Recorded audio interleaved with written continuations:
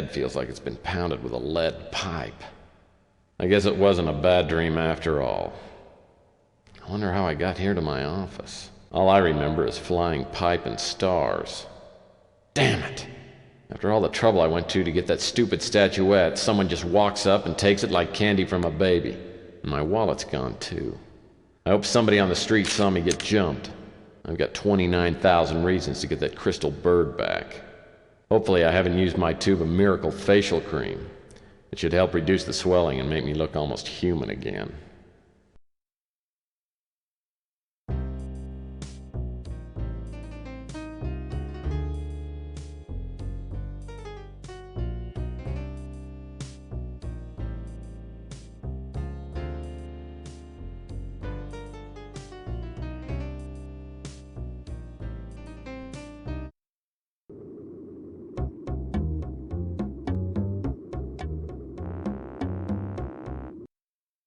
How can I help you, Tex?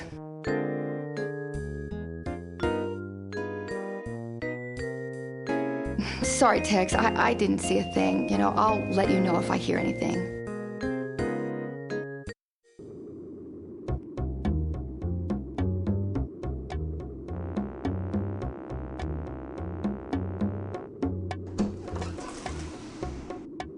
Oh, Tex, why can't all the men be like you? What do you mean, broke, stubbly, and undependable? Listen, Tex, you are a dream compared to that pig husband of mine. Sal's gone too far this time, and I've got to do something about him. It's humiliating the way he's been flaunting his latest affair with some floozy. If I had some hard to prove he's been sleeping around, I could finally divorce him and get some money from him.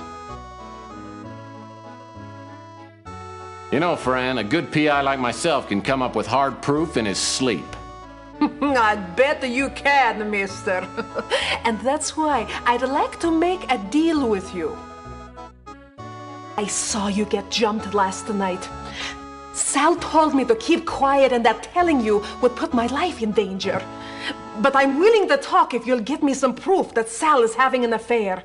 Then I could divorce him and get some of the money he's been hiding away all these years. You drive a hard bargain, Francesca.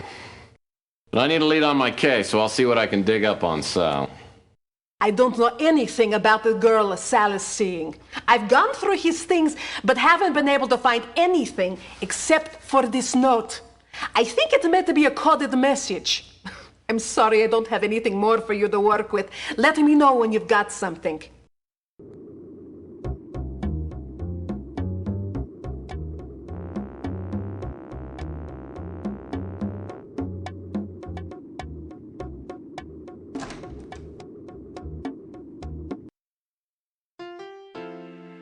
Too bad you don't like fresh brains, mate. Hot off the grill.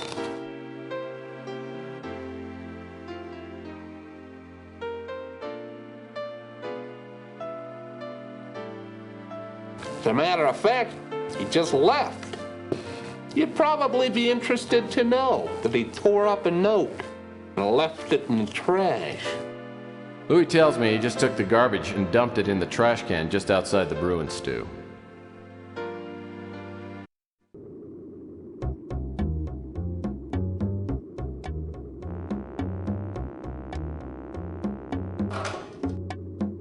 These must be the note scraps Louis told me about.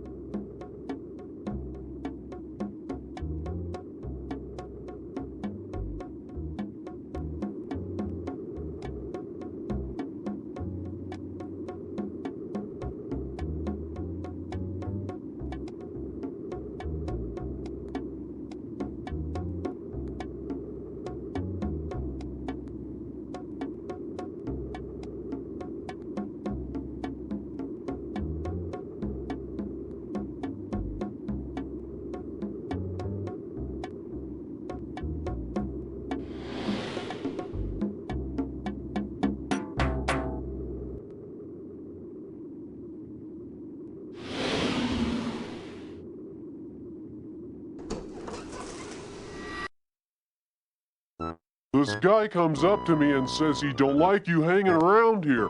So he gives me a bunch of money and says he'll pay me more if I keep you out of here until he goes away. Boy, word travels fast. Sal must have heard I was working for Franny. I heard Sal visits here a lot, and I'd like to get inside and look around, but Ardo won't let me in. Maybe he'd let someone else in, though.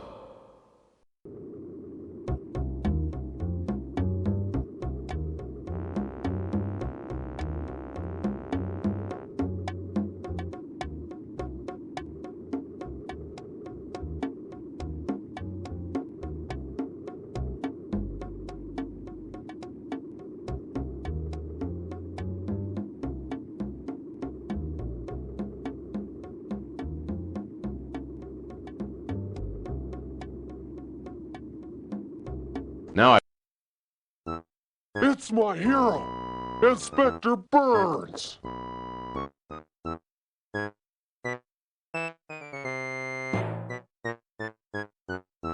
Hello, Fire Safety Ranger Ardo. I've come to inspect your fine hotel for fire safety. Oh boy, this is a dream come true. Ready for inspection, sir. Well, that's fine, Ardo. Open up those doors for me and I'll inspect your hotel rooms. All right. I'll open the doors, Inspector Burns. after a few minutes, I find the door to the Regency Escort Service Hotel Suite. The door's locked, but there's a security panel on the wall beside it. Looks like it requires a password.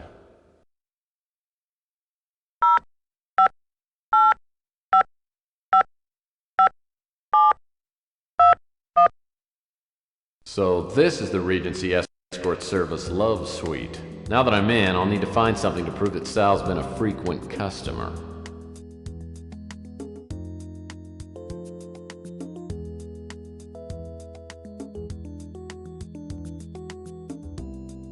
Looks like a piece of bright, shiny foil. Must be from a bottle of champagne.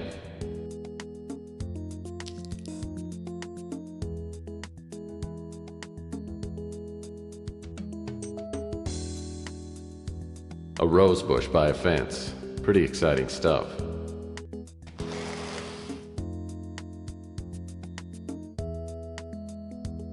Plastic plants, as always, add that special touch to a room.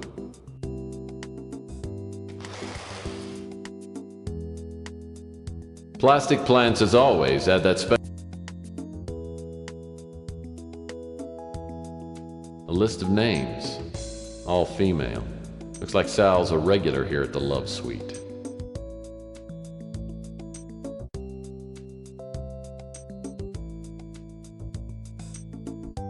I'd call this one Two Girls Bothered by Ants on a Picnic. This must be titled Mishap on the High Seas.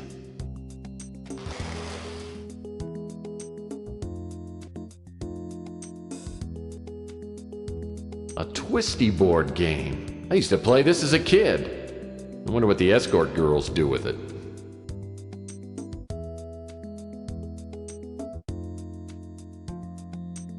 Ah, French doors with American knobs. Lavish, yet practical.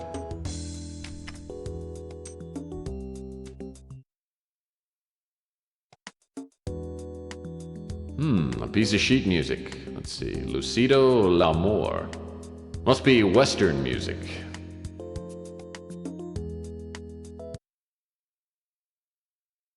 Good evening, ladies and charms. I'm your entertainer tonight, Mr. Franco Spinoza. I'm going to be playing some songs that I know you'll love. Listen to this one. Hard and cold, it's what it does to me. Hot and cold, the shower sprays on me. La la, hey, la la la, to hell with it.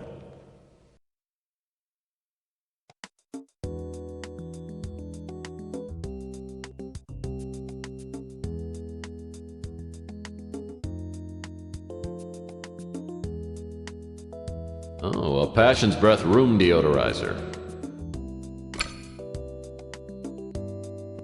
It smells terrible, but it's got a magnet on it. And magnets can be handy.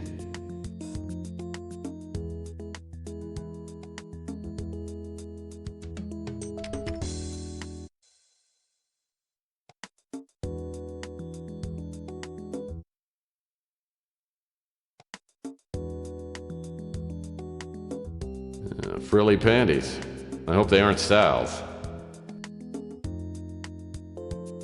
The nightstands balance the bed nicely. I love symmetry.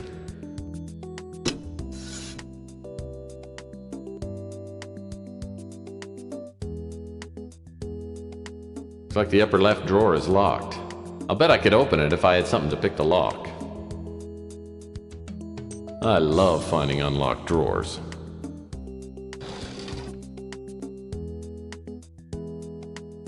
A Gideon's Bible. It figures. Everything points to Sal being an aspiring televangelist. I love finding unlocked drawers. A camera. Too bad there's no film in it. There's no dust on it, though. Must have been used recently.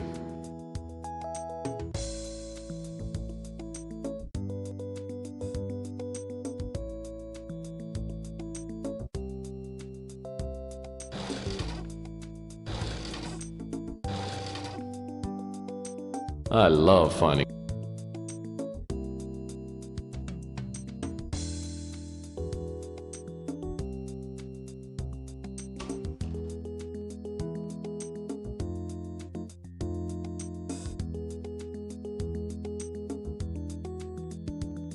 Champagne glasses end up in the weirdest places.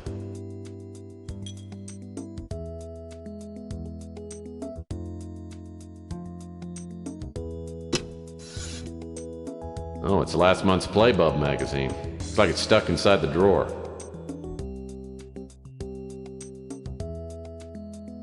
I don't think I ought to open that credenza. It might be full of Sal's underwear.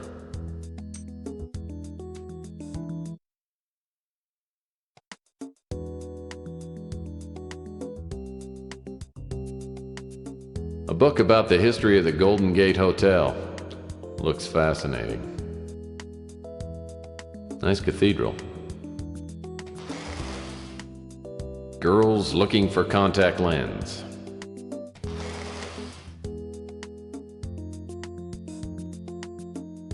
This appears to be a very poor copy of Monet's Drowning Frogs.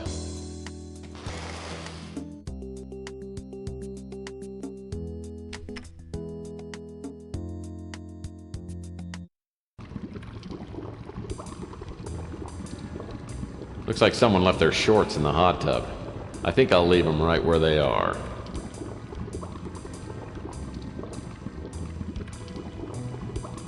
This vase looks like it was mounted here to hold flowers or something.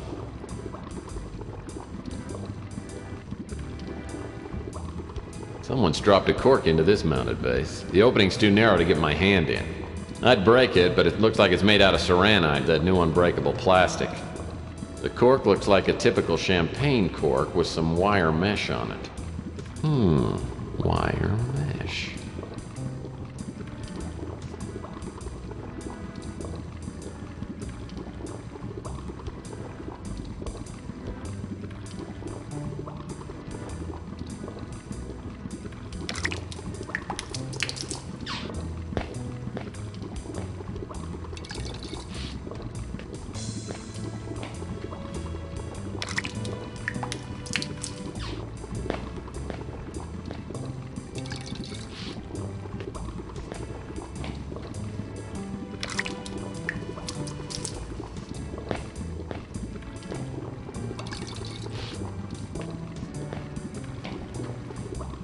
As I fill up the mounted vase, the champagne cork flows to the top.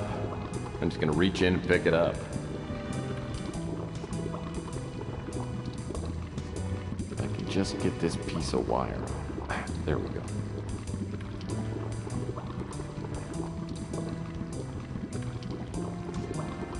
Well, I guess one of the escort girls left her bikini top.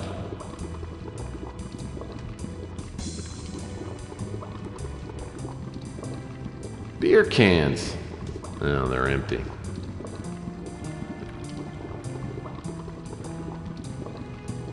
Oh, yuck. The towel smells like mildew and fine hops. Looks like a couple of objects have fallen into the drain. With that screwdriver, I could undo the screws on this drain cover and get that roll of film.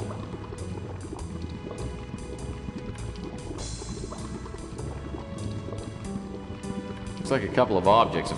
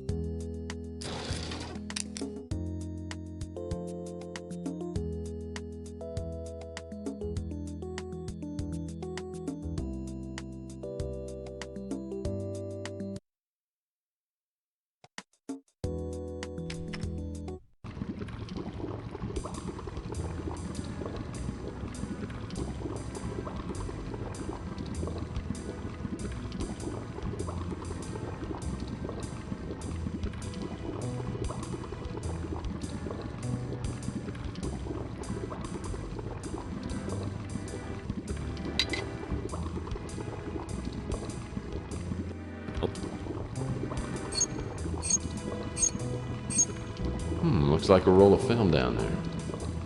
I believe it's a roll of nutty pictures.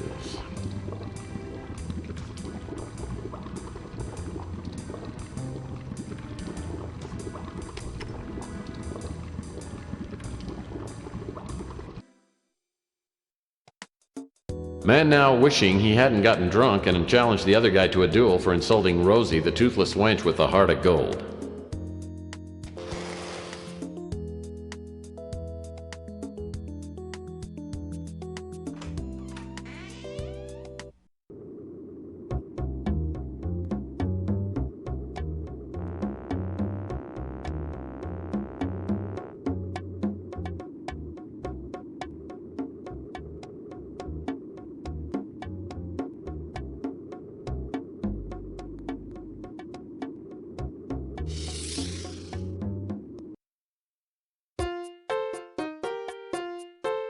Oh, it's the Photomatic Plus Film Developing Kit. How convenient.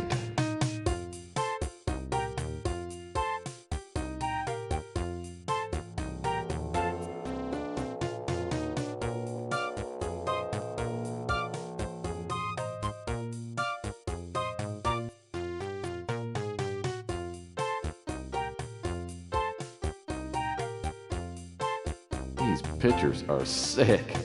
Francesca will be so happy.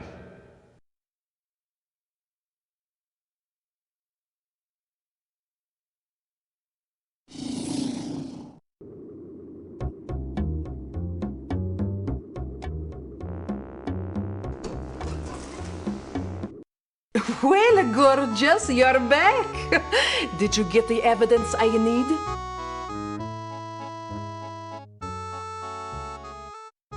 Get off my back, you old hag. I'll get it as soon as I can. I thought you understood the terms of our agreement. Get the scoop on my husband, or you won't get any help from me.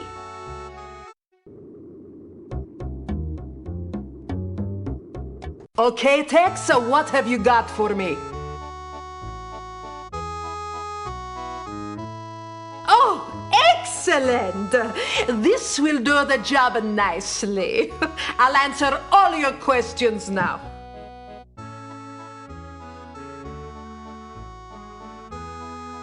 I was up late having some espresso, then I saw you get jumped. The guy who hit you was real small, maybe a 5'6", 130 pounds. I didn't see his face. He took your package you were carrying, then ran off. It looked like a professional hit, but he wasn't trying to kill you. Believe me, if he wanted to, he could have. After the first guy took off, I saw another guy come running down from your office. He bent over you and went through your coat. Then he ran off too. I recognized the second guy. He was a mutant named Pug. In fact, I remember seeing him hanging around your office for the past few days. Anyway, I went over to make sure you were okay. Sal showed up a few minutes later and I made him carry you up to your office. That's all I know. Pug is ugly as sin and smells like he sleeps in a latrine. On and off for the past week or so, I've seen him keeping an eye on your office.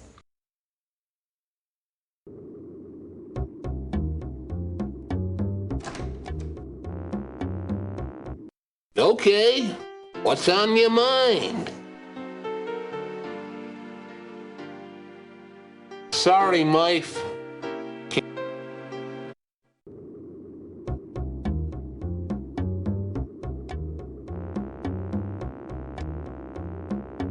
What's going on, Tex?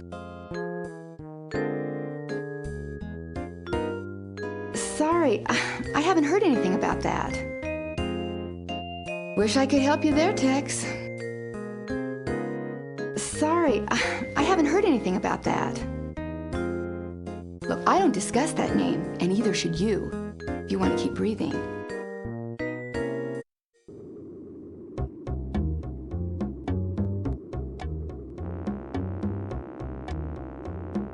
Hiya, matey!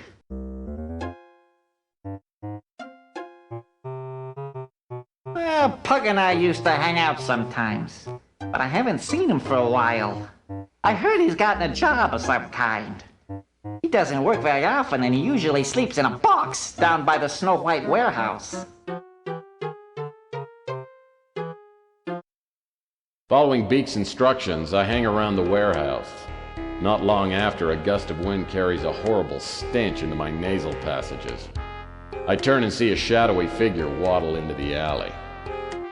The way you look at me, it makes me nervous.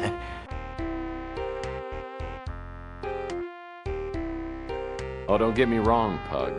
I'm here for a friendly chat. You mean you're not there to hurt me? Well, now that you mention it, I guess I am. I must be going now. Okay, you run and I'll shoot. Then we'll see who's faster. This talk of guns has frightened me. I think I've soiled myself. I think you should talk to me while you've still got teeth. And talk faster. I can't take the sound of your voice much longer. The way you threaten has caused me to wet myself.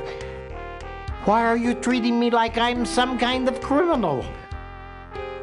I don't know. Because you are one? You're a cynical person, if you'll forgive my saying so. Okay, I forgive you. And would you please just hand over my wallet? Here's your wallet. You will see I have spent very little of your money. Tell me, how did you find me? I'll ask the questions. Why were you following me? I was hired to follow you. I provide people with information through ways of my own. So your client just wanted some of the juicy details from the glamorous life of a PI? I was hired by an old PI who called himself the Colonel. He paid me to follow you and report back on everyone I saw you talk to. He also wanted me to tell him if I saw you with a little statue of a bird. He told me very little else, though he said that he had to find out if you could be trusted. There, I have told you everything I know. Now let me go, and I shall not bother you again.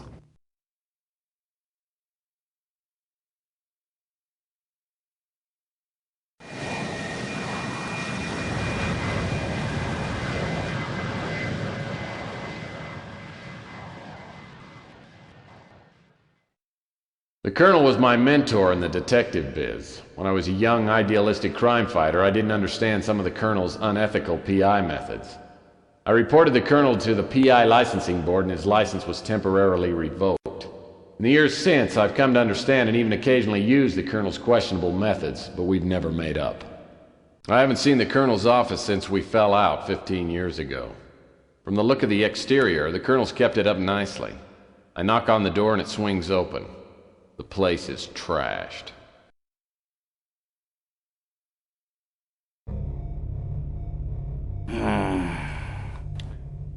Oh, I guess I'm gonna have to put off that trip to the Caribbean.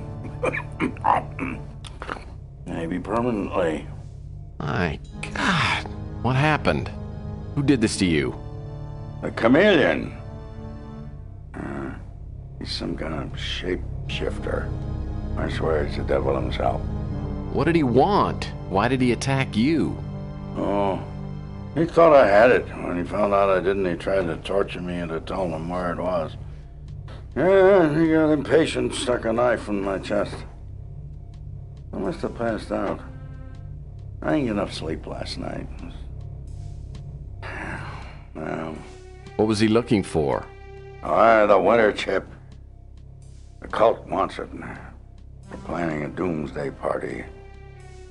They're afraid whoever's got the chip might stop them. You're gonna have to find it and get it to Capricorn. They know what to do with it. But I don't know where to look. You gotta give me some help. There's no time. There's a disc by the bookcase. It's got information on the winter chip. Don't fail me, Tex. I hope to God you've learned something after all these years. I fly the colonel to the hospital and the attendants rush him into surgery, but won't tell me what his chances are. I know I should go and search the colonel's office for the disc he referred to, but I'm having a hard time keeping my eyelids popped open. I decide to go back to my office for a couple of hours of shut-eye. As I open the door, I catch a whiff of expensive perfume, then feel my jaw slam into a brick wall. When my vision clears, I'm seated across from a beautiful Oriental woman with matching goons on either side of me. Good evening, Mr. Murphy. Please, have a seat.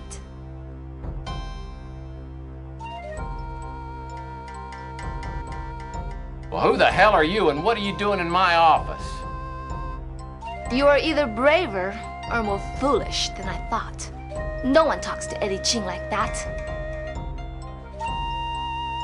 Well, very few people break into my office and live, so I guess we're even. The score between us is hardly even, Mr. Murphy. I have learned that you were hired to steal a statuette from my apartment. I admire the skill you display in doing so, but I must now ask you to return the bird to me. Life is hard, Ching. I was hired to return the statuette to its rightful owner. Unfortunately, someone stole it from me before I could return it to her. It's gone? You imbecile! Have you no idea what you've done? You were set up. The person who hired you belongs to a group so powerful, they may hold the fate of the world in their hands. The statuette is worthless, except to this cult. And I went to great lengths to keep it from them. And all it took was one idiotic PI to give these fanatics the talisman they need to loose the demons of hell upon the earth. Oh, please. You really believe all that satanic mumbo-jumbo?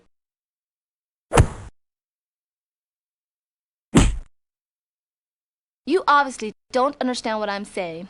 With the statuette, the cult will fulfill its prophecies, unleashing an unimaginable flood of destruction. The prophecy is supposed to be fulfilled in 6 days. If the statuette is not recovered before then, nothing will matter. We'll all be dead. You seem to know a lot about this cult and were able to get the statuette in the first place. Why don't you send some of your goons out and clear up the problem? The cult knows about me. They tried several times to steal the statuette once they learned I had it. They will not allow me or my operatives to obstruct their plans. You, however, they do not consider to be a threat. The cult is behind the crusade for genetic purity. I don't know any more than what I've told you, except for the identity of the man who set you up. He is known as the Chameleon. If you can find him, you will be within reach of the statuette. You should realize that your blunder makes you responsible for 10 billion lives. Hope for your own sake that you can succeed where more powerful people cannot. Let this be a reminder to you not to repeat your mistakes. If you fail, I will see you in hell.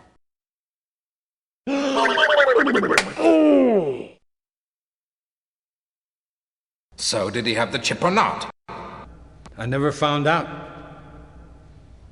My usual methods of persuasion weren't working, so I had to get a little more forceful. Next thing I know, his lights go out. I think I killed him. Dead men don't help us. We've got to find out about that chip. If the Colonel didn't have the chip, then he probably sent it to Murphy. Stick around and keep tabs on him until the last second. But don't kill him. If the chip doesn't show up, make sure Murphy doesn't blunder into our path. If you find the chip, destroy it. Then you can do what you want with Murphy.